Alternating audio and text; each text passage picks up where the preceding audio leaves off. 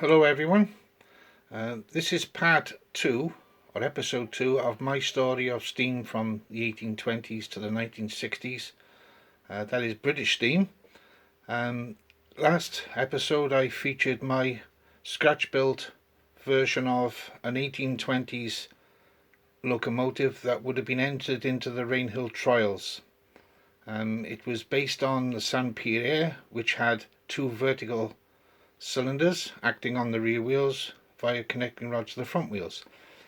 So I now want to feature my scratch built rocket.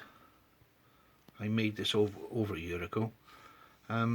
This version has a shorter smokestack because when I made it with the scale size smokestack, it wouldn't go under one of my bridges, so I had to cut the smokestack down.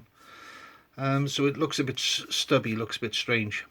Also, the cylinders, when I first made it, I placed the cylinders in almost the same position as the original rocket, the Mark 1 rocket, which were much more vertical.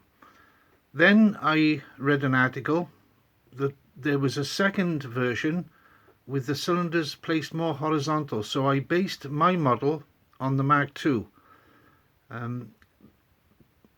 It was quite difficult to make this model.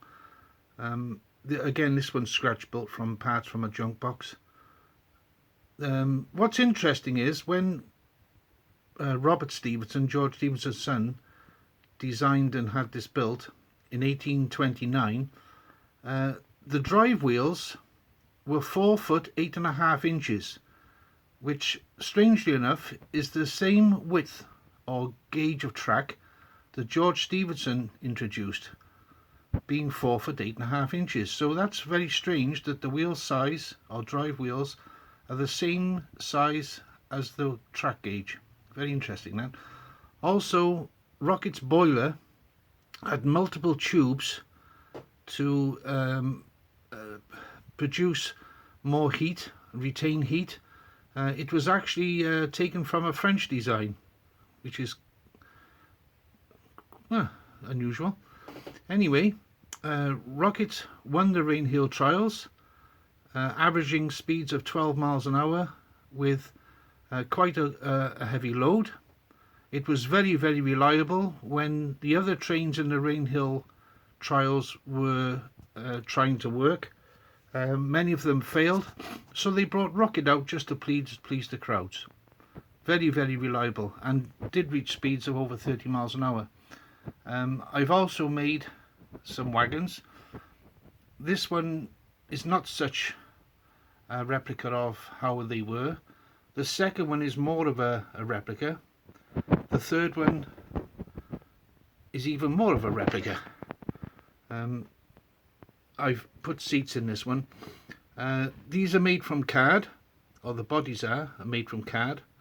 This one is also made from card, while this one is a modified railway wagon. So, like I say, this rocket is world famous, probably one of the most famous locomotives ever known. So I'll show you it working now.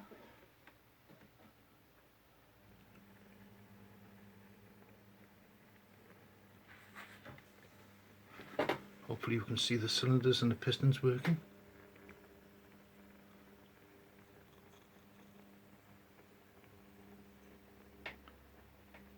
And we have the fireman with his sleeves rolled up in a period style costume with his white shirt. No bowler hats this time. I made these open wagons because basically that's how the people were being transported in those days. There were very few enclosed wagons. I did feature the one experiment in my last episode, which was a very small wooden shed on wheels. So I thought I'll feature the open wagons being pulled by Rocket. I think that's more prototypical.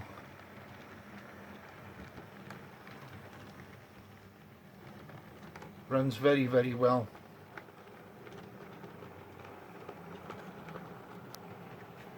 The chassis is a cut down, well, part of an old Flying Scotsman chassis, which I've cut down. I've retained the two of the driving wheels.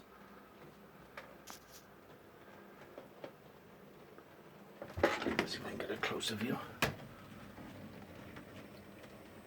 And I'll show you what I meant about the smokestack. It's a shame. It looked really nice with the scale size. Now we'll see how much room there is. You see, a couple of millimeters to spare.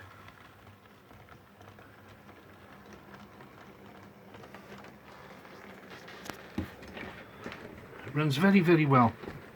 Very smooth and quiet, that's how I like them.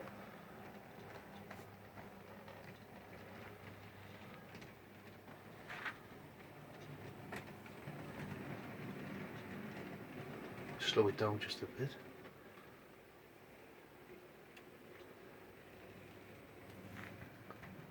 There were 5 locomotives in the Rainhill trials, and apart from Saint-Pierre, Perret and Rocket, all the others failed miserably.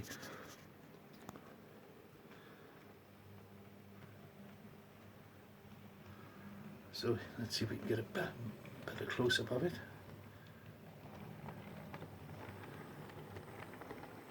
Now you can see the cylinders and the pistons working there, connecting rods. Very smooth and quiet.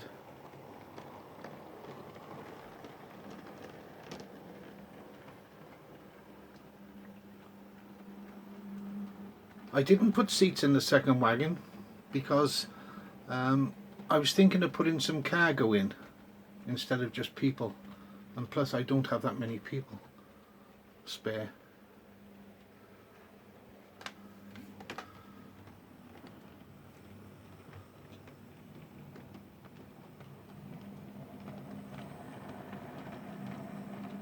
And I know someone's going to say, how does it go over the points? And which is quite simple. I've got electrical contacts acting on the rear wheels of the Loco as well as the drive wheels, and because of the space between the axles, it gives it enough contact area. So there we are, nice gentle stop in the station. Okay, so this is episode 2 of my story of steam from the 1820s to the 1960s. Thank you for watching. Bye now.